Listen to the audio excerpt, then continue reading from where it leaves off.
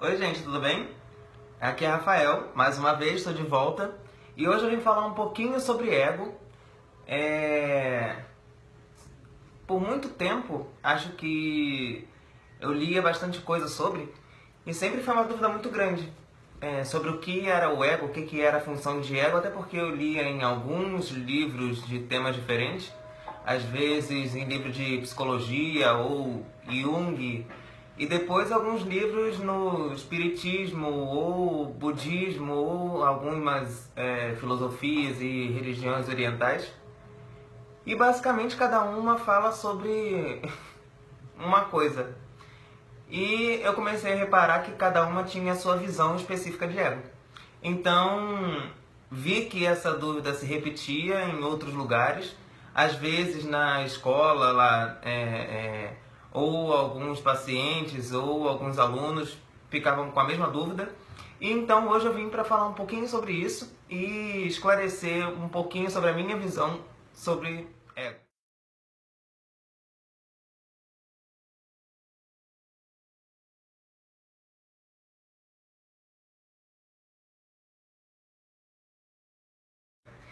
Então, inicialmente, vale ressaltar alguns mitos que são conhecidos de muitas pessoas, inclusive o mito de Lilith, ou o mito de Adão e Eva, que inicialmente era Lilith, o mito de Prometeu, que teoricamente teria roubado o fogo dos deuses, mas como o fogo é um dos elementos da construção inicial do universo, o fogo não poderia ser dos deuses, né? Porque o fogo é uma energia que estruturou também os deuses.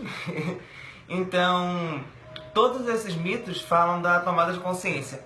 Então, na verdade, o ego é a consciência. O ego é o que nos permitiu ter consciência. Aqui, se a gente pegar pela astrologia, é o símbolo do Sol. Quando essa partículazinha sai do Sol, sai do todo, ou no self, como chama Jung, ele se torna uma partícula primordial, uma partícula divina, e nós nos tornamos o universo.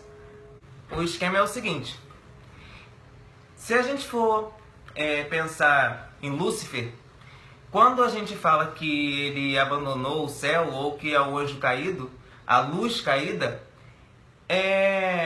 ou Eva, que Eva e Adão, que foram expulsos do paraíso, eles tomaram consciência e saíram do todo. Pensando dessa forma, quando o todo é todo, ele não pode ter consciência de si mesmo. Então ele precisa de opostos, ele precisa de duplicidade para poder reconhecer a outra parte.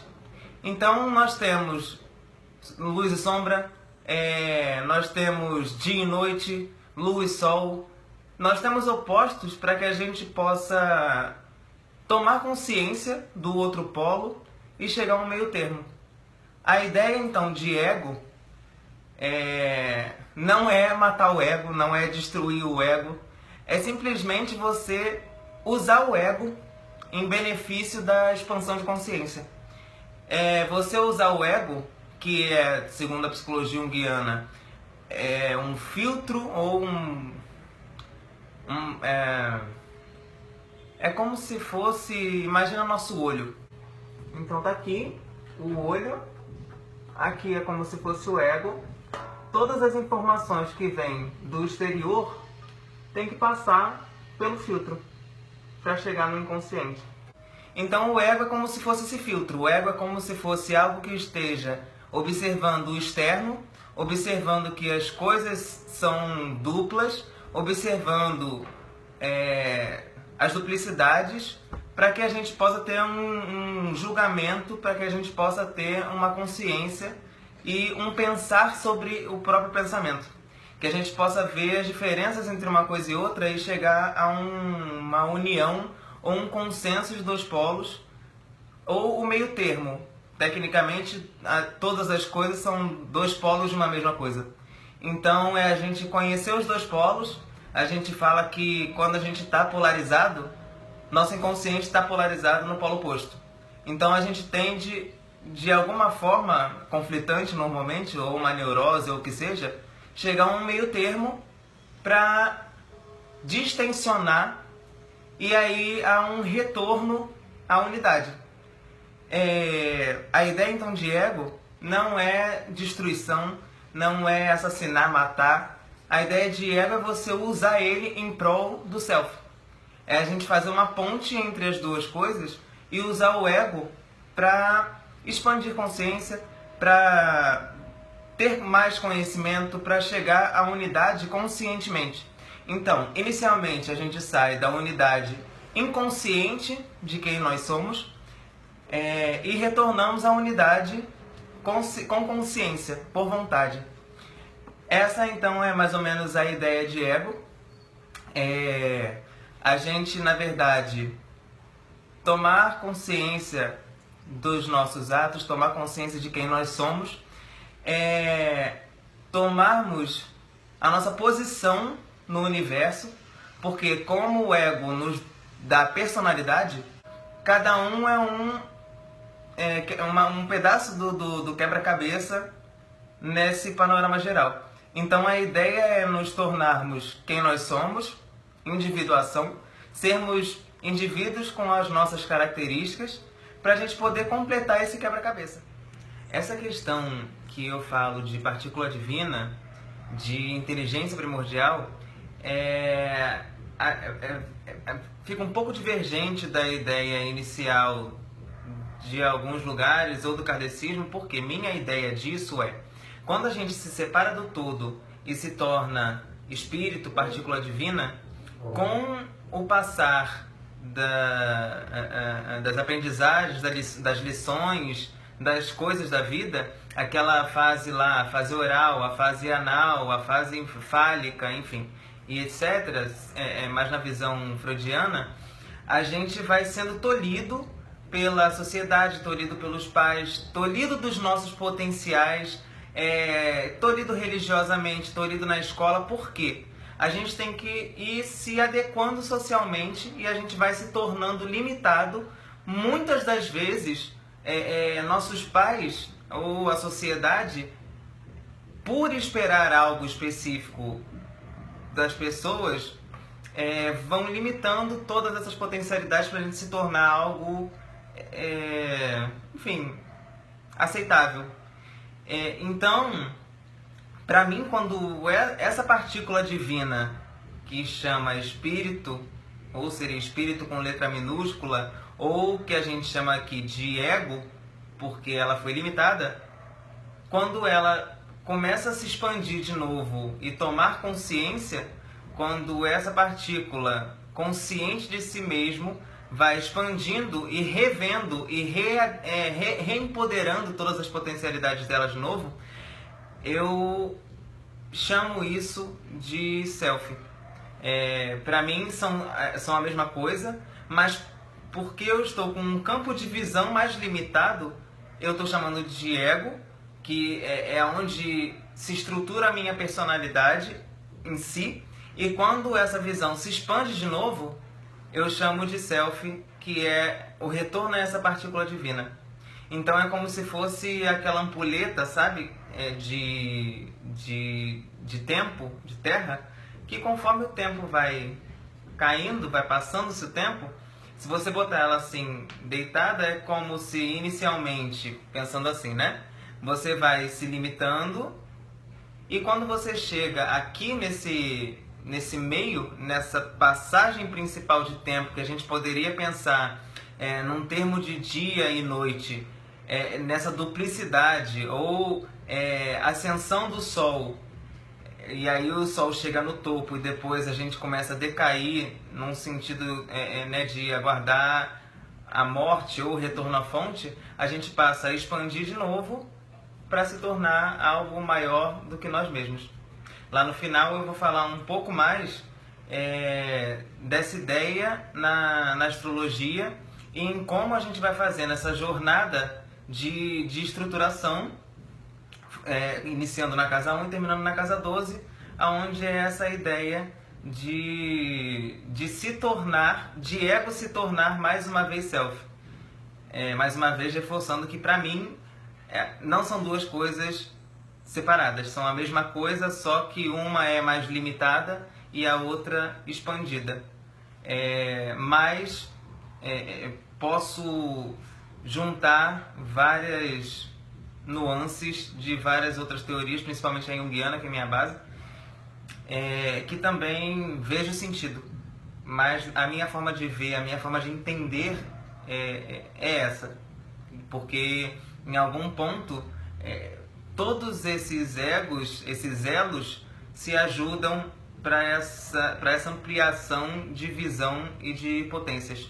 Não destruam o ego de vocês, porque vocês dizerem que para destruir o ego é uma forma de vocês dizerem que vocês não querem tomar consciência de vocês mesmos, ou consciência do Deus que existe dentro de vocês, porque a única coisa que permite esse conhecimento de Deus é você poder saber Deus, é poder você se tornar, é poder você voltar conscientemente ao Uno. E essa é a nossa meta nessa encarnação e enfim, nas outras, né? A tomada de consciência.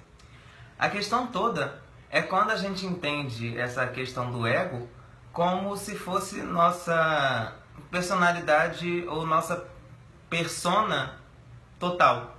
É quando a gente inverte essa ideia de que nós somos ego ao invés de sermos self, ao invés de sermos nosso Deus interior ou totalidade. Então, quando a gente fala num problema de ego ou do egoísmo ou o ego inflado, a gente está querendo dizer que, na verdade, a pessoa está... É como se ela estivesse se identificando com uma força divina e ela fosse esse Deus, mas se enganando ser isso. Então a questão é, quando a gente fala que a pessoa é egoísta, é diferente da gente estar tratando sobre o ego. Porque quando a gente fala sobre o ego, a gente está falando sobre consciência, sobre tomar consciência. E quando a gente está falando sobre egoísmo ou egocentrismo, é quando a pessoa usa esse ego somente em prol das vontades dela. Ela não usa esse sol, essa grandeza, essa personalidade, essa luz em prol da humanidade, em prol de expansão, em prol do crescimento. Até porque, como a gente sabe que a gente reverbera, a gente está numa teia, a gente é ação e reação, a gente é energia, a gente é vibração, a gente é semelhante atrai semelhante. Todas as vezes que a gente toma consciência, expande consciência, que a gente expande mais luz, que nós nos tornamos mais luz, nós expandimos também, por reverberação, a luz de outras pessoas. Então, muitas vezes, a gente está numa jornada e quando a gente atrasa essa jornada, ou quando a gente faz muitas coisas em prol do ego, ou egoísmo, em prol de si mesmo, em prol de desejos próprios, só por desejos próprios, a gente pode estar evitando ou atrasando também a iluminação de outras pessoas, porque a gente não está atuando de acordo com o nosso propósito. E isso, numa jornada onde todos estão ligados, muitas das vezes nós estamos atrasando também essa jornada de outras pessoas. Isso entra já um pouco na questão de karma, porque nosso karma também, levando por um lado mais universal, em grande escala, todas as vezes que a gente não chega entre aspas, na hora marcada, num ponto lá na frente, onde a gente deveria estar exercendo o nosso propósito, muitas vezes há outras pessoas já aguardando a gente chegar lá naquele ponto para poder crescer com a gente, para poder expandir com a gente. E nós então atrasamos também a evolução dessa pessoa, porque nós nos atrasamos no nosso propósito. É o centro da psique.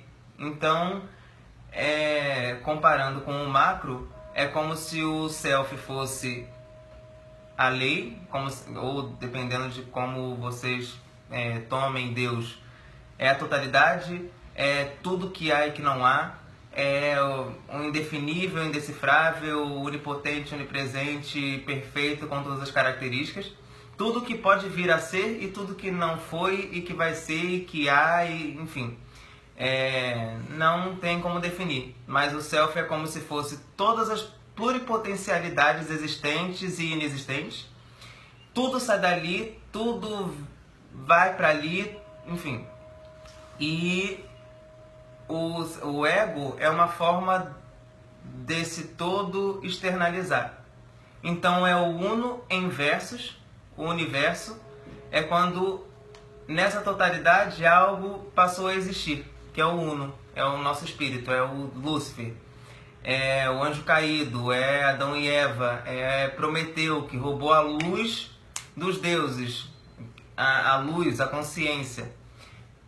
Em todos os lugares a gente vê essa duplicidade, a gente vê essa necessidade do divino se manifestar em personalidades, em egos, para que possa se tomar consciência dos fatos, expandir mais, vivenciar essa duplicidade, vivenciar todas essas potências divinas, para que a gente se torne unidade conscientemente. Então a gente tem uma escala de evolução que muitos consideram em espiral.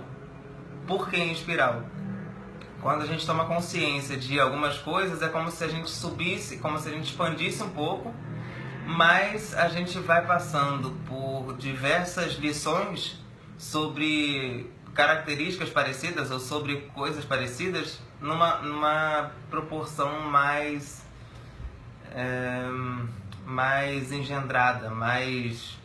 É como se a gente fosse passando de série. Tipo, na escola, quando a gente vai aprendendo a matéria, a gente aprende a base, então a gente vai passando de série em série, aprendendo como implementar aquela base em exercícios mais elaborados, exercícios mais difíceis. Nessa saída dessa informação inicial do todo, que a gente chama de criar, que é diferente de criar, porque o criar vem do todo. O criar vem da transformação de uma matéria em outra matéria pelo ser humano. Então a gente é criado e depois a gente cria algo diferencial. Nada está fora do todo. Tudo faz parte do todo, tudo é mente.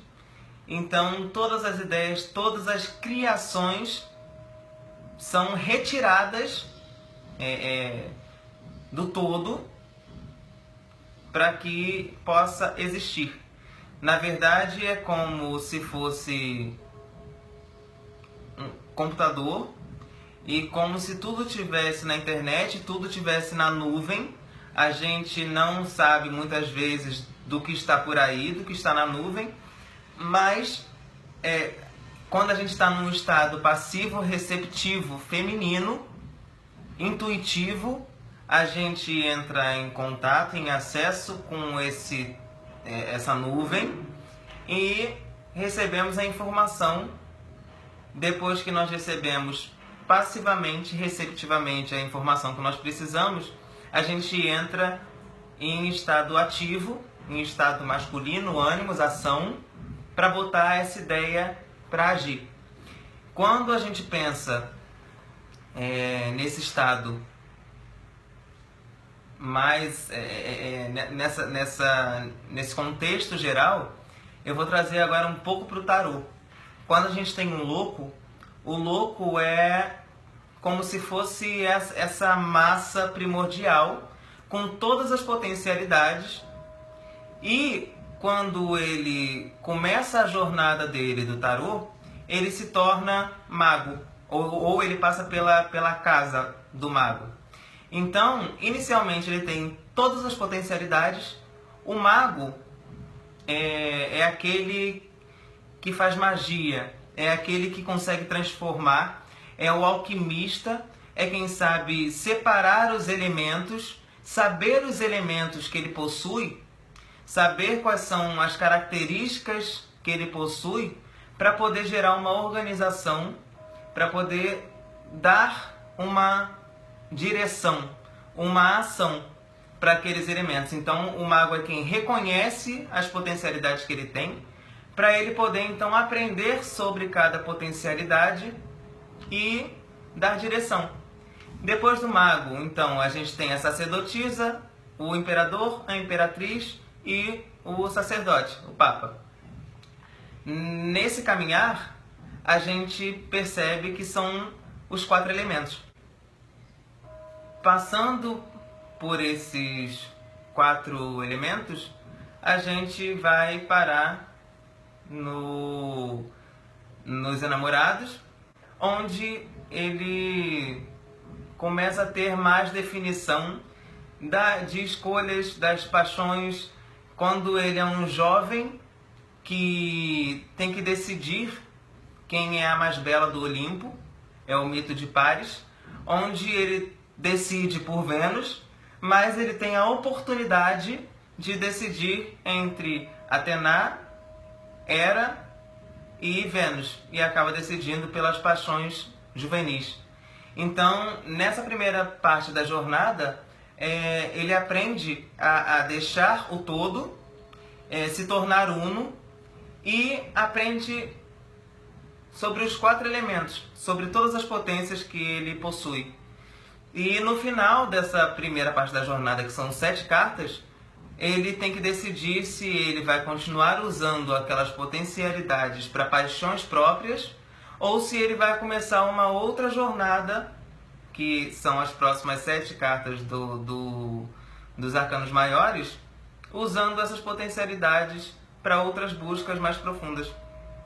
Se a gente pegar também pela astrologia ou pelo mapa astral, as primeiras casas, que são as aqui de baixo, que é a casa 1, casa 2 e casa 3, são as casas do início da estruturação da personalidade.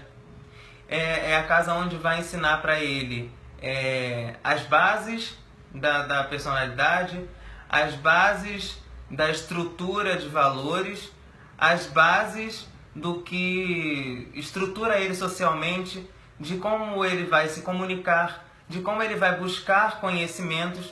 Então, esse início aqui é toda essa estruturação das bases iniciais da personalidade, quem vai ser ele profundamente. No ascendente vai ser mais ou menos a personalidade externa. Então ele vai estruturando esses valores, essa base, essa personalidade, essa estrutura mais social, quem ele vai ser, como ele vai agir de acordo com os outros, como ele vai reagir de acordo com as buscas ou com as questões da vida dele, para depois ele continuar também a jornada do mapa astral, que a gente sempre está fazendo essa jornada, né? Basicamente a jornada do herói, para adquirir consciência. Espero então que tenha ficado um pouco mais clara a minha ideia.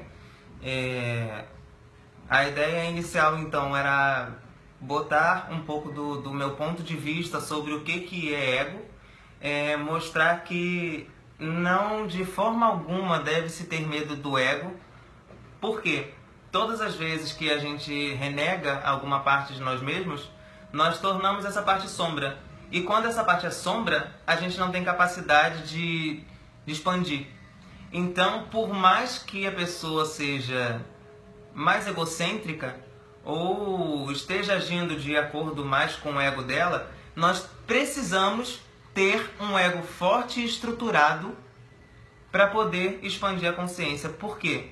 Aquela pessoa que não tem um ego estruturado, a minha ideia de ego estruturado é aquela pessoa que tem personalidade própria, ou seja, ela não é normoide, como alguns falam. Ela não é guiada pelas massas, ela não vai sendo levada, tragada pelas massas. Ela não é uma pessoa inconsciente, passiva. Então o universo não precisa jogar ela para o caminho que ela tem que tomar. Ela tem um ego estruturado, ela sabe quem ela sabe qual é o propósito dela, mas ainda assim ela age de acordo com o Deus interior. Então essa pessoa com o ego estruturado, que é uma das primeiras partes do trabalho da terapia, é essa pessoa se ver ou aceitar essa ovelha negra, esse Urano, esse aquariano que tem dentro dela. Ela tem um ego estruturado, um ego, ela tem uma personalidade forte, própria, saber o caminho da busca dela, para depois ela poder se encaixar num panorama de um propósito divino, que é a ideia de Aquário, né? Que é a pessoa que fez aquela jornada. Então, ela lá em Aquário, lá na casa 11, ela começa a usar todas essas potências para um lado mais social. Então, ela já quer levar todas as pessoas junto com ela nesse caminho de evolução. E quando ela chega na casa 12, é aquela pessoa que... Essa é a pessoa que já chegou num nível Dalai Lama, um nível Jesus, que ela abandona o próprio ego para se entregar a um trabalho universal. Então reparem que, na verdade, nessa jornada toda de expansão, a gente só está, na verdade, reampliando todas as possibilidades. E que, na verdade, nessa última parte na qual eu falei que nessa jornada astrológica, quando se chega na casa 12, se abandona o ego, na verdade, quando o ego já se expandiu tanto, já permitiu tanta expansão, essa partícula que inicialmente foi limitada, se expandiu tanto que ela agora se tornou parte de tudo. Ela se tornou mais uma vez aquela partícula potencial, né? Então, essa é a jornada do retorno à fonte. E aquele ego que foi aquelas potencialidades que começaram a ser limitadas lá no início da nossa vida, começou a se ampliar de novo e a gente passa a se tornar mais uma vez parte daquela teia, né? Então, quando falo da casa 12, é mais ou menos essa ideia de você se tornar, de você ser o seu propósito, de você ser a sua potencialidade, de você ter vindo do todo, se tornado aquela partícula, aquela inteligência primordial que foi limitada, que, ao meu ver, essa limitação se chama ego, e que depois a gente expande de novo, e essa expansão chama-se mais uma vez self, e chama-se mais uma vez universo, ou o retorno à fonte, o retorno a Deus, ou se tornar a lei, ou se expandir mais uma vez a Deus, né? Então é isso, gente. Essa é mais ou menos minha ideia sobre ego. Espero ter me expressado mais claramente e ter ajudado de alguma forma vocês aí que vieram cair aqui sem querer, querendo.